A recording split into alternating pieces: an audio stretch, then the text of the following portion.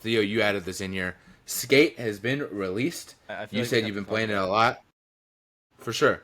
You said you've been playing a lot. I have played it a little bit. I haven't played it too much. I definitely did. I did the tutorial, um, but I haven't been able to like fully explore and stuff like that. I will say though, it seemed a little, and maybe it's just me. Maybe I need to tweak the settings or something. It seemed a little off. Something seemed a little weird. I have the classic controller scheme, obviously because Skate 3, but something about it didn't feel like the Skate 3 controls. It felt like harder to skate in a way, but not harder in a challenging way. Harder in like a the game doesn't want me to skate. Like it felt like the the mechanics or something, like the pushing and stuff like that.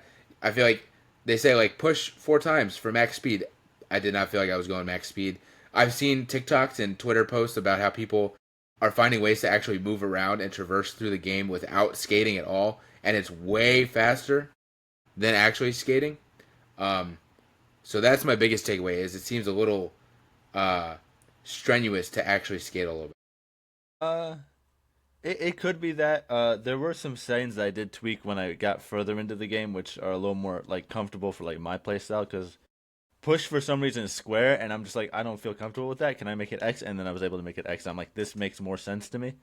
Um, but I've been getting that a little bit as well, where there are just like certain spots where I feel like I should easily be able to grind or easily be able to get on this object or through this object or whatever, and it's just not like connecting for some reason. So there is a bit of weirdness with that.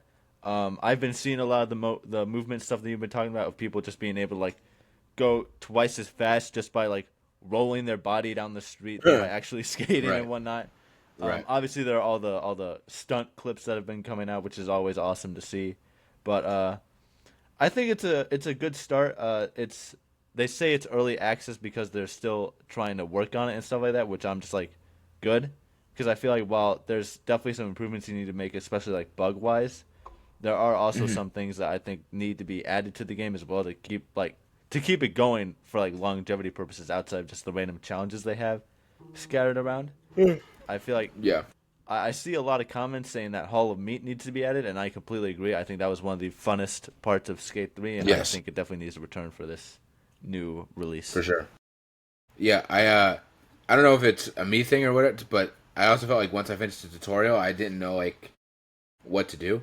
I had no missions or anything like that, so I was like, it didn't tell me where to go or what to do, so I was kind of like confused on that as well. Um, as well as I wasn't a huge fan of the you get like your money or whatever, but it has to be used in like a blind box where you Yeah, get one item. that's also odd. Not a fan of that. No. Not a fan of that.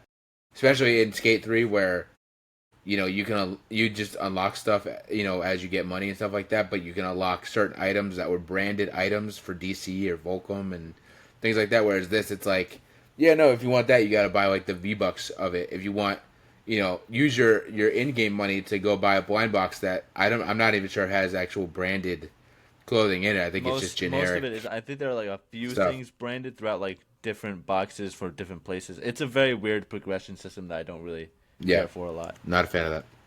But it is early access. It did just drop, so I'm not like killing it. Because I think with any game, even if it has a horrible launch, like a Cyberpunk situation, at some point they can turn it around and make it into a really great game. So I'm not too upset about it at the moment.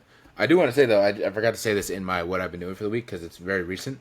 But on the gaming aspect, me and Grace got the game Ready or Not, which I believe you and I have talked about before. That like cop kind of SWAT game.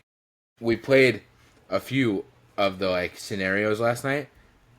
Dude, it's a hard game. It is really hard. We played it on the easiest difficulty and we still were like struggling to get through certain levels and stuff like that. It is not easy because it's like there's no response. So if you die, you die.